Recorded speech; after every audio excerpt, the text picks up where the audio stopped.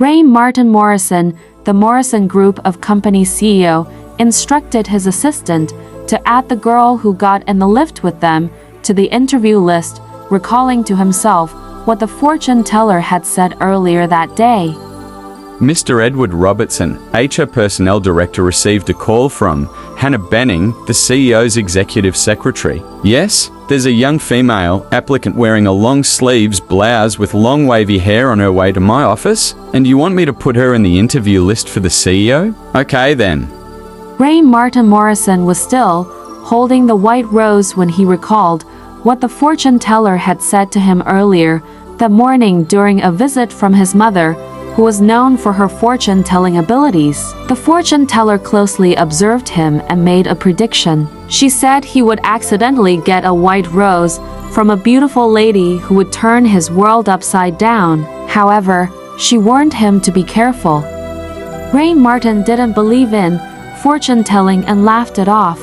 As he gazed at the white rose, a knock interrupted him, and his applicant arrived. He remained seated, and when Ariane entered the room, she was surprised to having recognized him. Ariane was shocked and exclaimed, "Oh, my, Mr. Ray Martin Morrison." Ariane felt so embarrassed because she failed to recognize him, as she was too preoccupied with her thoughts about the interview and also her previous snide comment during their encounter. "So, you recognize me and this rose?" Ray Martin taunted as he handed the rose to her.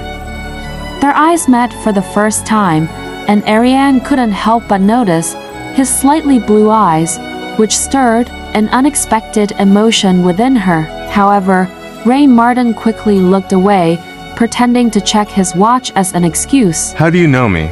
Have we met before?"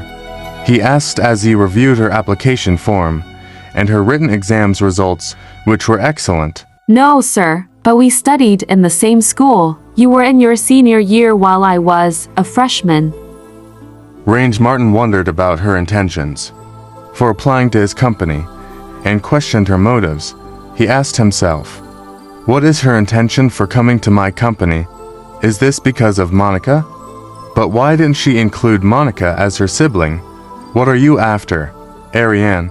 Despite feeling uneasy, he was willing to play her game at all costs.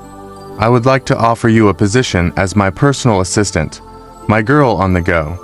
You will always be with me and do whatever I ask without complaining. Do you understand?" His offer took away Ariane, but quickly accepted it. "I am willing, sir. I understand that I must obey your every command with no complaint, but may I ask questions?" "You are starting to ask questions. When I specifically said no questions asked, do you want this job or not? Have you any idea about the salary you'll be receiving? Is $25,000 a month too little for you?" Ariane's eyes widened as she heard the amount and covered her mouth unbelieving. He took off his eyes from her to hide his delight. For there is no vessel of happiness, Ariane felt at that moment. "Well, are you interested in the job or not? Should I call the next applicant?" Ray Martin asked, observing Ariane closely. "All right, sir. I accept the offer." Ariane smiled sheepishly, knowing that the salary would greatly help her and her parents. "Are you staying with your family here in Trenton?" he asked. "No, sir. I'm living in a hostel with my best friend," Ariane replied. "Ingrid is her name, sir, and we were childhood friends. She followed me here, so I won't be alone in this city."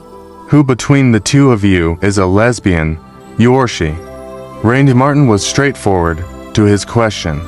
"Oh no, sir. We are both girls interested in boys."